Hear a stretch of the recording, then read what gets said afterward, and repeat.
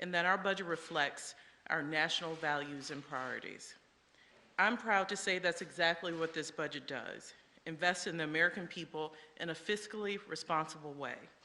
This budget will help ensure that prosperity is broadly shared, that we continue growing the economy from the bottom up and the middle out, that we make sure it works for working Americans who've been left out and left behind, who haven't benefited from the economic progress they helped make possible, that we are prepared to meet the full range of challenges and opportunities ahead of us. And it's a budget that includes proposals all Americans can come together around and that speak to our country's values at its best. And that's why it's my honor to introduce the President of the United States, Joe Biden.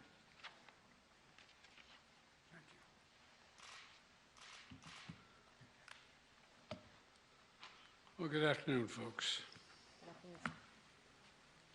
It's been a busy couple of days for all of you.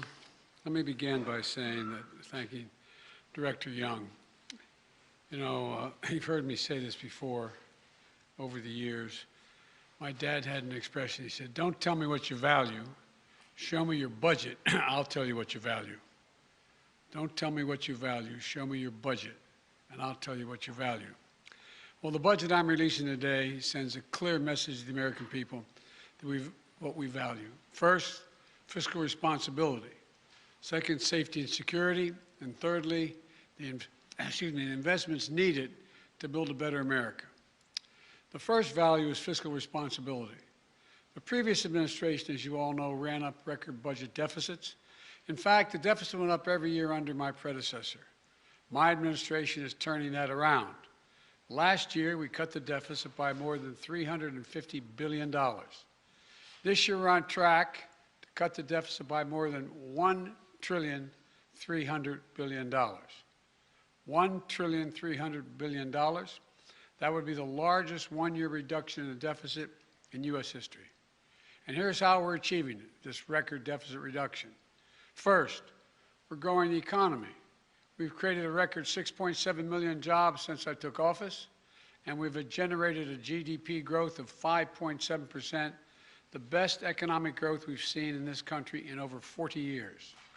This has led to a substantial increase in government revenues and dramatically improved our fiscal situation. Secondly, this record economic and job growth has made it possible for us to responsibly and significantly cut back on emergency spending. Earlier in the pandemic, it was right to give people help to make ends meet and to keep this economy going. Because of the progress we've made dealing with these emergencies, the labor market is strong and unemployment claims are at historic lows. We ended the pandemic unemployment assistance programs because Americans are back to work. I'm calling for new pandemic subsidies for large businesses to not continue those because those businesses are back and moving again as well.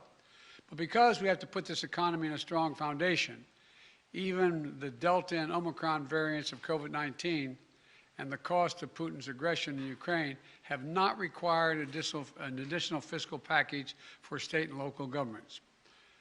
But we still spend what we need to spend to continue to fight COVID. But those expenditures will be dramatically less than last year. Compared to 2020, we're reducing the size of the deficit relative to our economy by almost 2/3, reducing inflationary pressures, and making real headway cleaning up the fiscal mess I inherited. After my predecessor's fiscal mismanagement, we were reducing the Trump deficits and returning our fiscal house to order. Now, the budget I'm releasing today will continue this approach. It makes prudent investments in economic growth and more equitable economy while making sure corporations and the very wealthy pay their fair share. And I would add, nobody making less than $400,000 a year will pay a penny more in federal taxes. We can do this by, one, passing legislation that lowers costs for families on things like child care, health care, and energy costs, while lowering our deficit at the same time. We can give hardworking parents raising children tax relief that gives them just a little bit of breathing room. and lowers child poverty. We can give Medicare the power to negotiate lower prescription drug prices. This will bring down the cost for seniors and reduce the deficit by hundreds of billions of dollars. Congress can do this all right now. They're debating it now. We can also restore fiscal responsibility. The Trump tax cuts added $2 trillion in deficit spending and largely helped the rich and the largest corporations. Under my plan, as I said, no one making less than $400,000 a year will pay additional single penny in taxes. No one. If you don't make 400 grand, you're not going to pay a single penny in additional federal taxes. And the wealthy and corporations will finally begin to pay their fair share. For most Americans, the last few years were very hard, stretching them to the breaking point. But billionaires and large corporations got richer than ever. Right now, billionaires pay an average rate of 8% on their total income. 8%, that's the average they pay. Now, I'm a capitalist, but if you can make $1 billion, great. Just pay your fair share. Pay a little bit. A firefighter and a teacher pay more than double the tax rate that a billionaire pays. That's not right. That's not fair. And my budget contains a billionaire minimum tax because of that. A 20% minimum tax that applies only to the top 1/100 of 1%. 1/100 of 1% of the Americans will pay this tax. The billionaire minimum tax is fair, and it raises $360 billion that can be used to lower costs for families and cut the deficit. As I said, my budget also ensures the corporations pay their fair share. In 2020, there were 50 Fortune 500 companies that made $40 billion in profit combined, but didn't pay a single solitary cent in federal taxes. My budget raises the corporate tax rate to 28%, far lower than the rate it was between World War II and 2017 when it was lowered as it is today. Last year, I rallied more than 100, some of you were overseas with me, 130 countries to agree to a global minimum tax for corporations doing business in their countries, to put an end to a tax system that rewards multinational corporations for shipping the jobs and profits overseas and avoiding taxes at home. It's my hope that Congress enacts this law this year so I can sign it and we can get to work. The second value my budget reflects is security. Security at home and security abroad. My budget tackles security in two key ways. First, it secures our communities at home. This is an issue families in every part of the country face. I've said it before. The answer is not to defund our police departments. It's to fund our police and give them all the tools they need, training and foundation and partners and protectors that our communities need. The budget puts more police on the street for community policing, so they get to know the community they're policing, allows the Bureau of Alcohol, Tobacco, and Firearms and the FBI to hire the agents they need to help fight gun crime and other violent crimes in our communities, and funds body cameras and make sure police work with our local communities and are accountable to these communities. It funds crime prevention and community violence intervention, drug treatment, mental health, criminal justice reform, and reentry for people coming home after incarceration. All demonstrable ways to reduce crime and proven ways. Security also means national and international security. This budget provides the resources we need to keep Americans safe, ensuring that our military remains the best prepared, best trained, best equipped military in the world. This budget also provides additional funding to forcefully respond to Putin's aggression against Ukraine and its economic, humanitarian, and security consequences. The world has changed. In addition to dealing with terrorist organizations, for the second quarter of the 21st century, we're once again facing increased competition from other nation states, China and Russia, which are going to require investments to make things like space and cyber and other advanced capabilities, including hypersonics. And this will be among the largest investments in our national security in history. Some people don't like the increase, but we're in a different world today. America is more prosperous, more successful, and more just when it is more secure. We can restore fiscal responsibility and safeguard our security at home and abroad while meeting the third value, what I call building a better America. Let's provide universal preschool, cap the cost of child care at 7% of a family's income. Like many families, that would cut the cost of child care in half. It'll make college more affordable. My budget doubles the maximum Pell Grant. Families making under $50,000 a year to nearly $13,000 and helps more than 8 million students who rely on Pell Grants pay for college. My budget invests in building more homes to keep us up to deal with the skyrocketing cost of housing for the middle class and the poor. My budget lowers family energy costs with tax credits to help people make their homes more efficient. Research and development to broaden the reach of solar and build a clean energy future. My budget also invests in other areas of bipartisan common good. I call them unity agendas. I spoke to them at the State of the Union. Beating the opioid epidemic, taking on challenges of mental health, supporting our veterans, and ending cancer as we know it. This budget includes investments to get Americans the mental health services they need, and we need them. And when it comes to fighting cancer and other diseases, my budget funds a new organization called ARPA-H at Health and Human Services at Department of Health. And it stands for Advanced Research Projects for Health. It's based on DARPA, the Defense Department program, that led to breakthroughs in technologies like the internet, GPS, and so much more. ARPA-H will drive breakthroughs to prevent, detect, and treat diseases, including Alzheimer's, diabetes, cancers, and more. And here's what this all adds up to. Historic deficit reduction, historic investment in our security at home and abroad by modernizing our capabilities in both areas, and an unprecedented commitment to building an economy where everyone has a chance to succeed. A plan to pay for those investments that we need as a nation. That's what we do. So I look forward to working with the members of Congress, Democrats, Republicans, and Independents, to deliver this budget and keep delivering for the American people. I want to thank you all, and may God bless you all, and may God protect our troops. Let me, Kelly O'Donnell, NBC. Thank you, Mr. President. Do you believe what you said? Thank you, sir. Do you believe what you said, that Putin can't remain in power? Or do you now regret saying that because your government has been trying to walk that back? Did your words complicate matters? Well, you asked 3 different questions. I'll answer them all. Number one, I'm not walking anything back. The fact of the matter is I was expressing the moral outrage I felt toward the way Putin is dealing in the actions of this man. Just brutality. Half the children in Ukraine. I just come from being with those families. But I want to make it clear, I wasn't then, nor am I now, articulating a policy change. I was expressing the moral outrage that I feel, and I make no apologies for it. Personal feelings, sir. Your personal feelings? My personal feelings. Secondly, you asked me about, well, what was the second part? Does it complicate the diplomacy of this moment?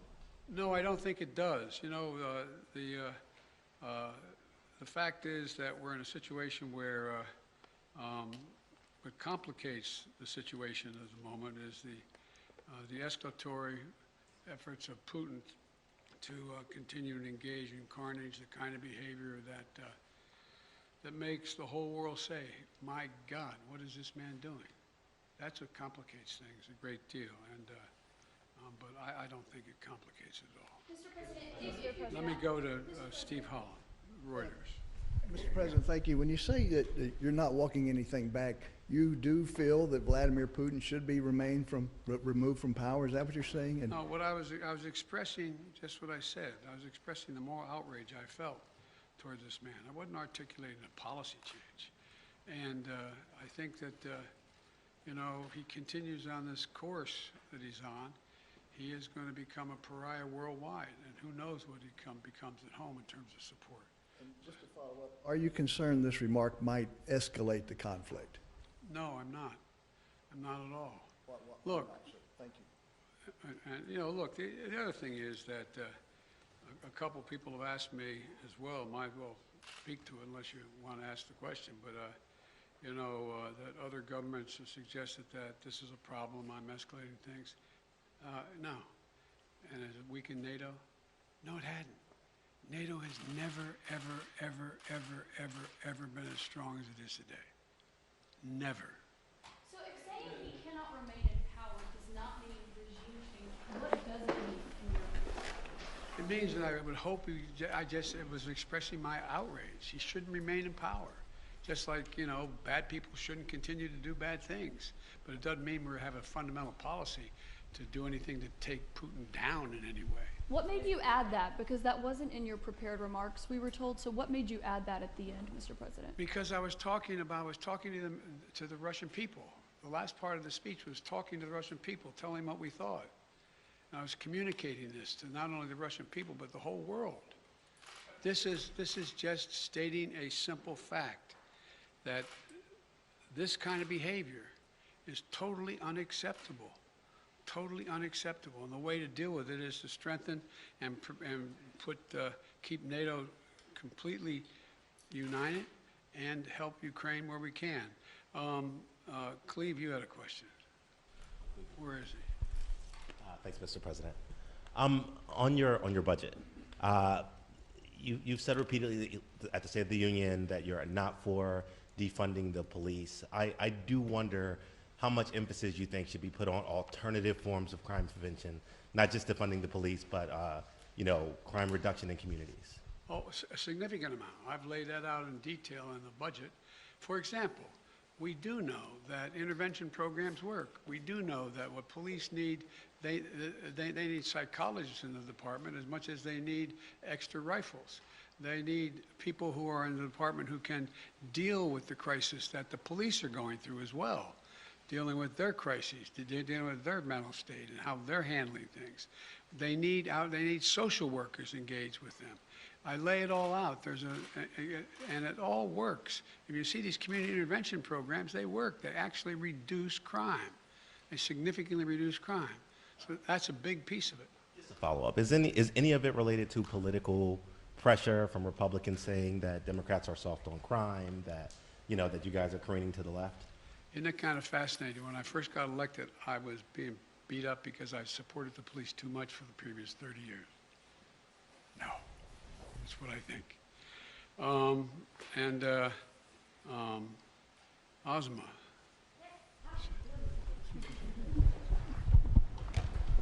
Surprised to get called. Thank you, Mr. President.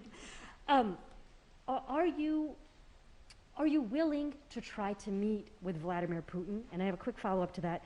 When you last met with him face-to-face in Geneva, you had described that as a productive conversation. You said that he did not want a Cold War.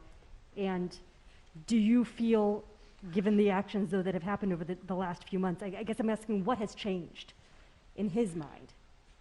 I don't know what's changed his mind. His behavior's changed. When we met, remember what we were talking about. We were talking about setting up a strategic dialogue and talking about the relationship of NATO and Russia and facing off in the regions and how we could have more transparency and all the rest. It was a normal discussion I had going all the way back to Kosygin and others back in 100 years ago when I was a young senator. And so what changed was nothing remotely approaching that. Remember when he first met with me, he said, I have two objectives. This is the second or third time I met with him. He said, I have two objectives. One is to make sure that they never become part of NATO, and two, to make sure there are no long-range missiles in there, in Ukraine. I said, we can deal with the second one easily, but we can't close the door on the first. Because when we talk about missiles, we want to talk about what's also on the Russian border heading toward Europe. Do both. And then if you notice that demand list of his, not with me, with others, have escalated significantly in terms of what he thinks is necessary. Thank you. We need some more clarification, Mr. President. Thank you. Thank you very much. I know you're going to ask a really nice question. Well, it's an important question, No, I think. Are you worried that other leaders in the world are going to start to doubt that America is back if some of these big things that you say on the world stage keep getting walked back? What's getting walked back? It made it sound like, just in the last couple days, it sounded like you told U.S. troops they were going to Ukraine. It sounded like you said it was possible the U.S. would use a chemical weapon, and it sounded like you were calling for regime change in Russia. And we know None of the Please. three occurred. None of the three occurred? None of the three. Mr. President? You interpret the language that way. I was talking to the troops. We're talking about helping train the troops that are the Ukrainian troops that are in Poland. That's what the context. I sat there with those guys for a couple hours. That's what we talked about. So when you said you're going to see when you're there, you were not intending to I was say US referring to meeting with and talking with the Ukrainian troops that were in Poland. And when you said a chemical weapon use by Russia would trigger a response in kind, It will trigger a significant response. what does that mean? I'm not going to tell you. Why would I tell you? You got to be silly. The world wants to know. The world wants to know a lot of things. I'm not telling them what the response would be. Then Russia knows the response. All right, I'm going to take two more questions. One, two. Mr. President, thank you. I still want to get back to your original words that he cannot remain in power. Can you help us understand, you have more foreign policy experience than any president who has ever held this office. Whether those are your personal feelings or your feelings as president, do you understand why people would believe you, as someone commanding one of the largest nuclear arsenals in the world, saying someone cannot remain in power is a statement of U.S. policy? And also, are you concerned about propaganda use of those remarks by the Russians? No and no. Tell me why. You have so much experience. You are the leader of this country. Because it's ridiculous. Nobody believes we're going to take down. I was talking about taking down Putin. Nobody believes that. Number one. Number two, what have I been talking about since this all began? The only war that's worse than one intended is one that's unintended. The last thing I want to do is engage in a land war or a nuclear war with Russia. That's not part of it. I was expressing my outrage at the behavior of this man. It's outrageous. It's outrageous. And it's more an aspiration than anything. He shouldn't be in power. There's no, people like this shouldn't be ruling countries, but they do. The fact they do, but doesn't mean I can't express my outrage about it. Last question. Thank you. You've said that you're confident that your comment won't undermine diplomatic efforts, but just to be clear, are you confident that Vladimir Putin sees it that way, that he will not use this as an escalatory? I don't care what he thinks. Look, here's the deal. He's going to do what he's going to do. Putin, look. But you're not concerned that he may see your language and view that as a sign of a reason for escalation, use that as an excuse to escalate, given his recent behavior? Given his recent behavior, you should, excuse me, I shouldn't say that to you. Given his recent behavior, people should understand that he is going to do what he thinks he should do, period. He's not affected by anybody else, including, unfortunately, apparently his own advisors. This is a guy who goes to the beat of his own drummer. And the idea that he is going to do something outrageous because I called him for what he was and what he's doing, I think is just not rational. You didn't say whether you'd beat him again. Would you meet with President Putin No. ever again? It depends. No, it's not a question of the question is there something to meet on that would justify him being able to end this war and be able to rebuild Ukraine? That's the issue. Can you just say, sorry, can you say yes or no, Mr. President, whether or not you would be willing to meet with President Putin It again? depends on what he wants to talk about. Thank you. Okay, last question. What if he wanted to talk about negotiations? Now, what if he Hello, wanted to? you said Supreme Court. Now, don't play that. Well, you can't leave that hanging. You're- Just real quick, two matters on the Supreme Court. While you were away, there were reports about the wife of Justice Thomas and texts that she had with former White House Chief of Staff Mark Meadows. Should Justice Thomas recuse himself from any cases involving the January 6th insurrection or former President Trump at this point? I leave that to two entities. Okay, go ahead. Oh, go ahead, ask the second question. No, two entities. Go ahead. Sorry. One, the January 6th committee, and two, the Justice Department. That's their judgment, not mine to make. So, on Justice Thomas recusing, you don't think he should, or? I said that, I told you, those things get into legal issues.